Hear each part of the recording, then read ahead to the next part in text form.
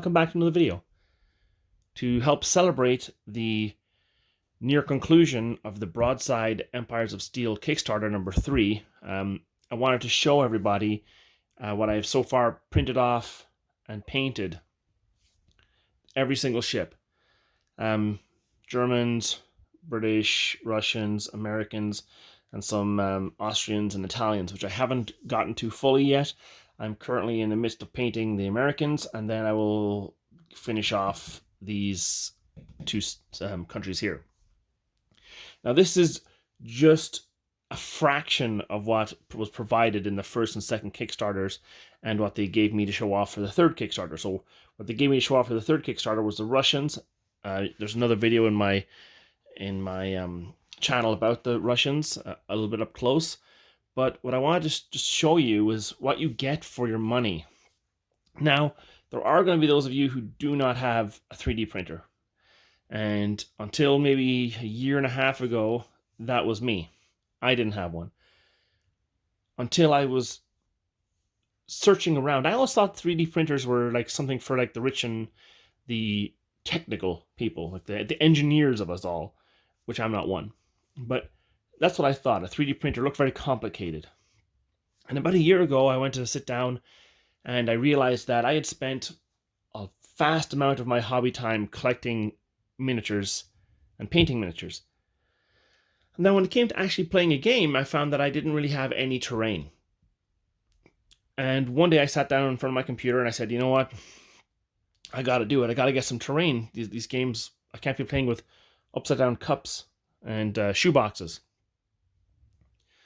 So I decided I'm going to sit down and I'm going to buy, let's say, $400 or $500 worth of terrain.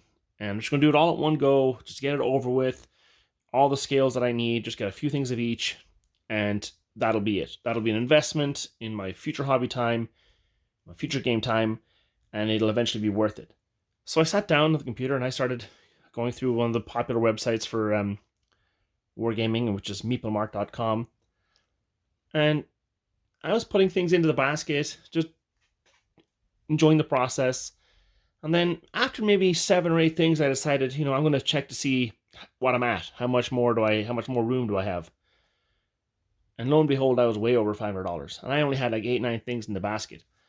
I thought to myself, like, what? I'm going to spend $500 on terrain and I'm not even going to have enough to fill out a single table? That sucks. Especially, now for 6mm terrain, that will get you a 6x4 table, easy peasy, plus more. 10mm, it'll get you a really nice dense table. 15 will get you a fairly big amount of terrain on a table. But then when you get to 28mm, it's really not that much, especially if you want pre-painted things. Things that have a low investment time. And that was me. I did not want to spend a large amount of time painting terrain. I am oddly uninspired to paint terrain. I don't know why. When I go to put the paint, the brush in my hand, put the paint on the model, on the piece of terrain, I don't know where to start. So I have an ungodly amount of unpainted terrain lying around underneath my table here. Because I'd rather paint a soldier, a ship, a plane, a tank. I'd rather paint that than a fence line. But anyway, after 7, 8 things, I realized, boy oh boy, with taxes, I'm going to be at $700. This is insane. And then I thought, you know what? I had seen an ad on Facebook for the original series of the Elegoo printers, the resin printers. And I mean the first generation ones. At the time when they came out, they were $700, $800. And I thought, I'll never afford that. That's crazy. But as the technology improved and they came out with the Elegoo 2 and the Pro and the Pro 2 and the 3 and the Saturn, and now they're on the Jupiter, all of a sudden the resin printers here at the low end, they became dirt cheap. And I got one on sale for $259. Well, I seen it on sale for $259 through Amazon.ca. And I said, you know what, really, for $259, what do I have to lose? I'll buy the machine, I'll just try and figure it out. And I thought when I bought the machine that this was going to be really complicated. Where do I get the files? How do I set it up? How do I keep it running? How do I maintain it? How do I clean it? What do I do with the resin? It was daunting. It really was daunting. But then I thought to myself, you know what? What the hell am I talking about? I go to these hobby stores and I buy 1/350th scale aircraft carriers on the big giant plastic sprues, and they have all the little chains and brass etched pieces, and I do that without a thought. I'll do that just like that. I won't even think about it. It's not daunting to me. Give that exact same model to anyone else who's not in the hobby, and you might as well handle them like an algebra equation. So if I can do the model side, the complicated model side of the hobby, I can figure out this printer. So I got it. And I have been printing ever since. Apart from a couple of small issues, the first 3 months actually went really well, went amazing. Everything printed off, I think, fairly okay. I'm sure if I was to show my earlier prints versus today's prints, they would look terrible. But then in the summer of last year, things started to fail. I started to get stressed out. There was about a 2 or 3 month period where everything was going wrong. I couldn't figure it out. When your car doesn't start and you're not a mechanic and you've no idea what it is, you start off with the basics. You start off with, is it the battery? No. Is it the starter? Is it the alternator? What could it be? And then you work your way down. But for me, one of my first vehicles wouldn't start because of the security system. And I had it at like 15, 20 different mechanic shops trying to figure it out, and no one can figure it out until I got it. I said, fine, I got to go back to the dealership. And the dealership had it for 3 weeks, and they said, oh, your security system has locked you out. It won't let the car start. We have to replace the entire thing, all the wires, everything, start fresh. And the reason why I say that is because the prints were failing for every print for about 2 months, I almost gave up. Because it's, how do I know, how do I fix it? Until I joined the forum, or sorry, not the forum, the Facebook group, and we asked questions, me and my wife, on that Facebook group, and they answered all our questions. And since that day, it has been running amazing. Now, there is the cost of the resin, so it's not just $250 and you get all this. No, there is the cost of the resin, and there is files like these that you have to purchase. But you can get free files on Thingiverse and Cults 3D and stuff like that.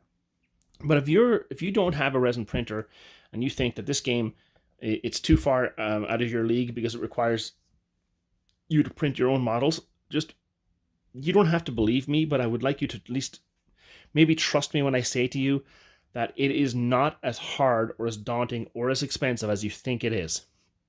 Start with the basics and do the basics first.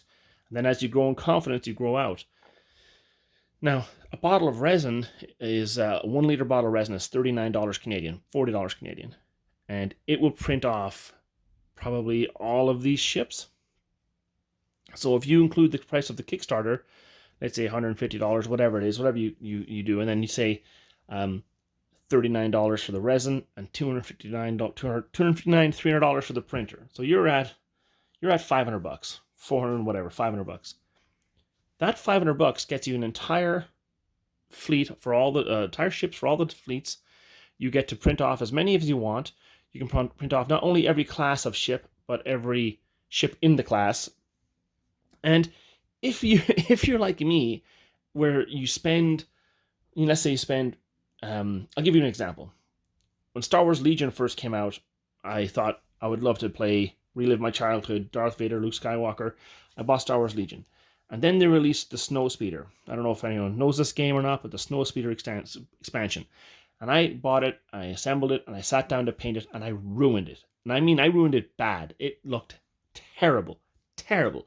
And I had spent $60 on that stupid thing, and it looked like garbage. All of that is cured with a resin printer, or with a resin or an STL file. I ruin the Agamemnon there, it looks like shit, or I break a piece off, or it snaps, or it warps, or whatever. I just reprint it. All the stress of not wrecking the model after I've purchased it is gone, because I can just print it again and again and again and again.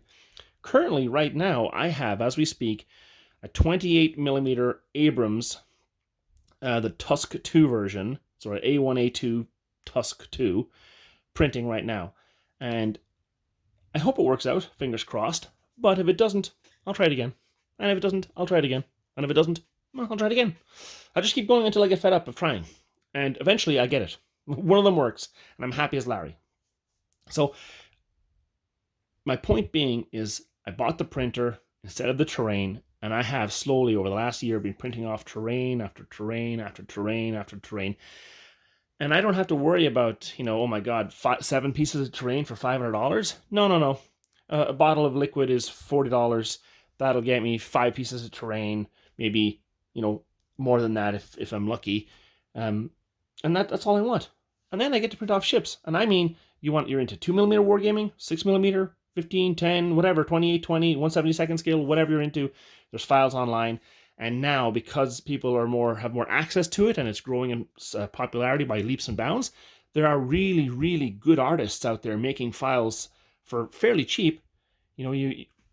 Right now I'm into a game called Spectre Operations, and I've been printing off Delta operators, Navy SEALs, ISIS terrorists, cartels, DEA, SWAT.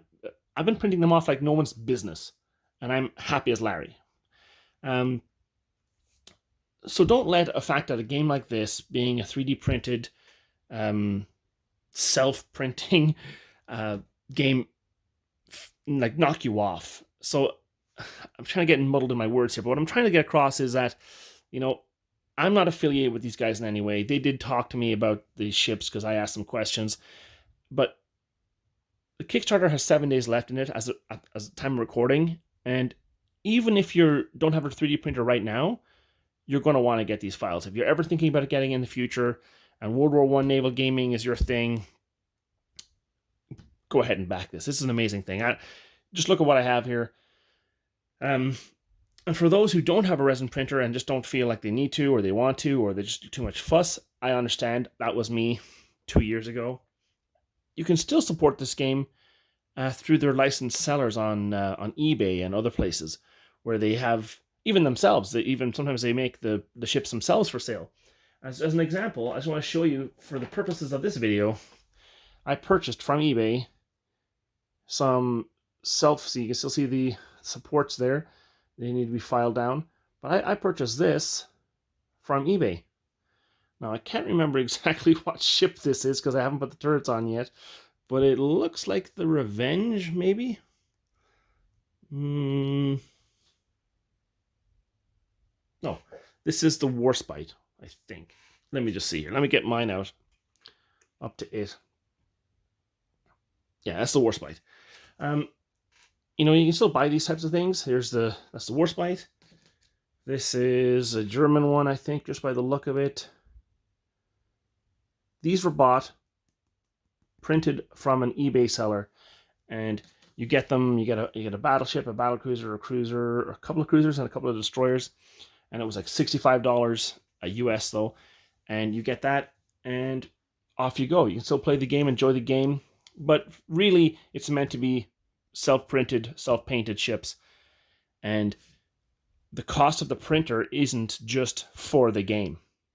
That printer you can use for anything you want, and believe me when I tell you, once you start getting into it and you go onto Thingiverse and you start essentially searching for stuff, you are there all night. You are going to have so many STL files coming out of your eyes, ears, and everywhere else you can think of. They're just going to be spilling out. I have so many files on my computer now, I don't even know what I have. But essentially, although my purchases on the printer went up, my purchases for miniatures have gone drastically down because I do my own stuff. Now, I still support all the games that I love. I still buy the official products. But the 3D artists that are on the web right now selling 3D files are growing exponentially, and there's just so much stuff. I mean, so much stuff. You have no idea. Get the printer, spend some time with it, and you'll never look back. Wow, I'm just trying to promote 3D printing sales. I don't know why. I'm very sorry.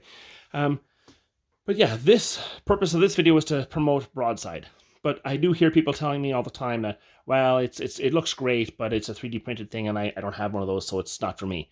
It's not for you while you don't have a 3D printer, but you could have a 3D printer, and hopefully this will sell you on one. Anyway, please, if you're interested, I'll put a link in the description below to the Kickstarter. And if you want to back it, please back it. It's a great thing. It is funded already, so there's no real risk of it failing. But I just enjoy the game, and I want to support the lads down under. So let's go into the ships. I'm going to pause for a second and get down close and just show you all the ships. You've seen them all before, but I felt like I needed to, with a week left, to support the game one more time.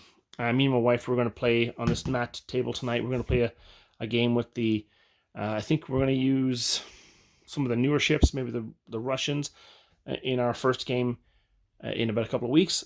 And I'll be back in a second with some more close-ups. Okay, we'll just start here. I'm very shaky with my hands today, but we'll just start here. Here's some of the Austrian ships. You know, you got the Radetzky, the Tetikov, and the Italian battleship Conte de Cavour. We got some German cruisers, light cruisers, German destroyers. Now, they're a little bit warped there because not because of the STL, but because of how I stored those two ships. Some German armored cruisers. You know what? Actually, I should zoom in here. What am I doing to myself? There we go. German armored cruisers. Scharnhorst, the Rune, the Blucher. We got the German battle cruisers.